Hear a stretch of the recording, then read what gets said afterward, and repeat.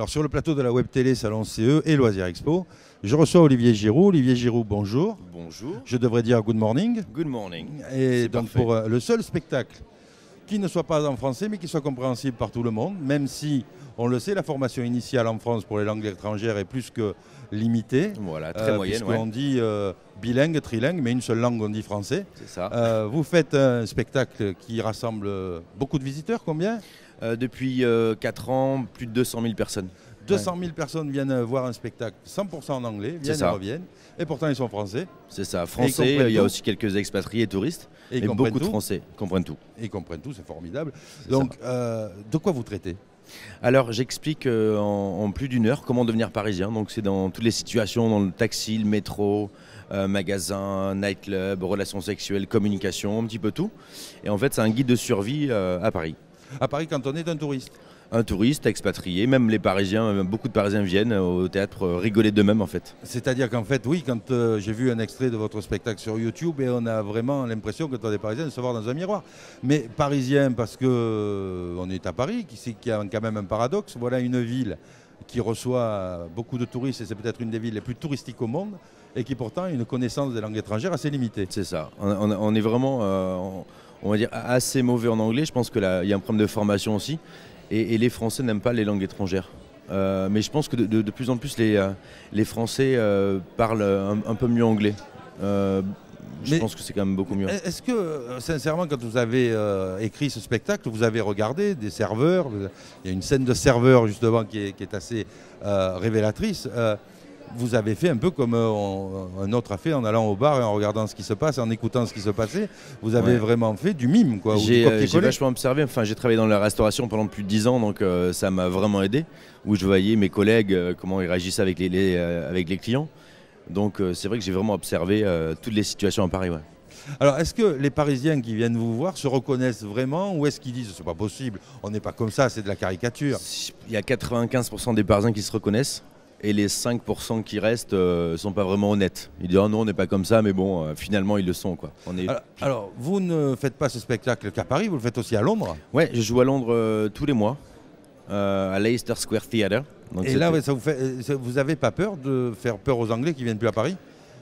Non, parce que bon, on a vraiment cette image de personnes un peu désagréables à Paris, donc ils sont au courant. Et ça les fait vraiment rire aussi à Londres. Et il y a beaucoup de Français qui viennent à Londres aussi voir le spectacle. Alors, vous ne devez pas être nombreux artistes à faire un spectacle à Paris et à Londres, parce que c'est vrai qu'être un humoriste français, s'exporter, c'est compliqué. C'est pas facile du tout. Et c'était un gros challenge pour moi de partir. Enfin, c'est vraiment stressant de quitter son pays pour aller jouer ailleurs. On se pose plein de questions. Qu'est-ce qui va se passer? Est-ce qu'ils vont adhérer à l'humour? Est-ce qu'il y aura du monde? Et finalement, ça s'est bien passé, donc je suis plutôt confiant pour Londres. Alors, est-ce que vous auriez, pour rassurer certains qui peuvent dire mais un spectacle tout en anglais, moi je ne parle pas anglais, est-ce que pour les rassurer, vous pouvez leur dire qu'ils peuvent aussi avoir accès à la compréhension de ce que vous dites sur scène? Oui, c'est un niveau, on va dire, compréhensible par tous. Donc, bien sûr, il faut quelques bases, il faut un niveau 3e, seconde. Et il y a énormément de gestuels, de mimiques, donc les gens comprennent vraiment tout, à part peut-être quelquefois, il y a 2-3 mots qui leur échappent, mais c'est un anglais super simple.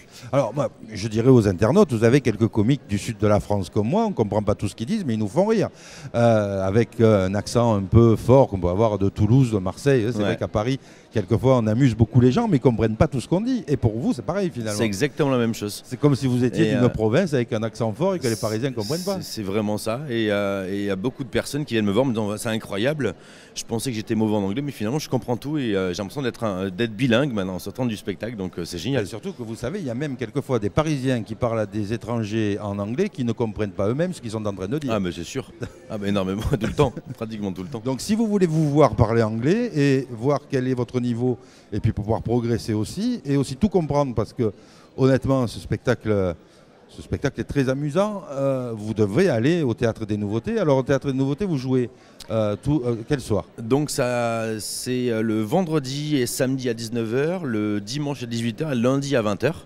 Et le contrat jusqu'en fin 2015, fin juin 2015, donc encore 2 ans. Alors, le tour de force, c'est qu'on ne vous voit pas dans les émissions de télé grand public.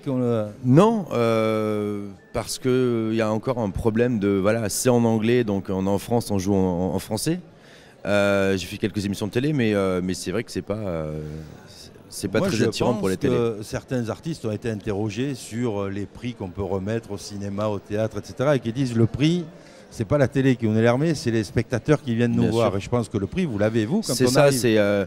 En fait, je suis vraiment, on va dire, indépendant et c'est un succès, on va dire, les gens qui viennent le voient, mais c'est pas un succès dans tous les médias. Ce que je veux dire par là, c'est quand on fait 200 000 spectateurs sans promo, c'est que réellement le spectacle est de qualité et que le bouche à oreille fonctionne très bien. Parce qu'on ne fait pas 200 000 sinon. Les gens viennent, reviennent, il y a plein de gens qui sont venus 5-6 fois. Et voilà, c'est le plus important. Les médias, c'est important, ça peut appuyer un succès.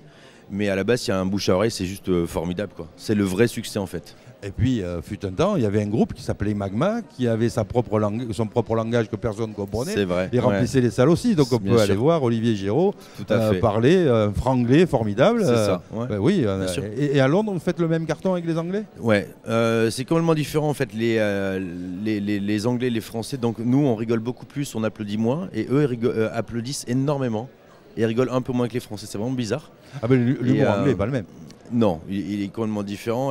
Mais j'ai aussi ce côté sarcastique qu'ont les Anglais et deuxième, troisième degré. C'est exactement le même spectacle ou vous l'avez adapté là-bas? C'est pratiquement le même. Il y a quelques blagues en plus sur les Anglais.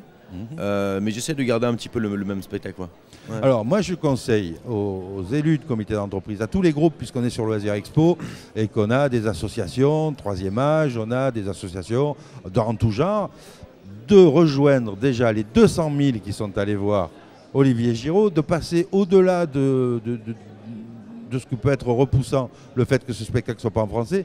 Mais pour avoir vu quelques extraits, je peux vous dire qu'il est plus que compréhensible. Et venez vous regarder dans le miroir, venez regarder comment on accueille les touristes. Et peut-être que vous ferez des progrès sur l'accueil des touristes à l'avenir. Merci Olivier Giraud d'être venu nous voir. Bonne chance, continuez bien. Merci beaucoup. Et dès que je peux, je viens vous voir. Venez quand vous voulez. Merci beaucoup. Merci. Merci.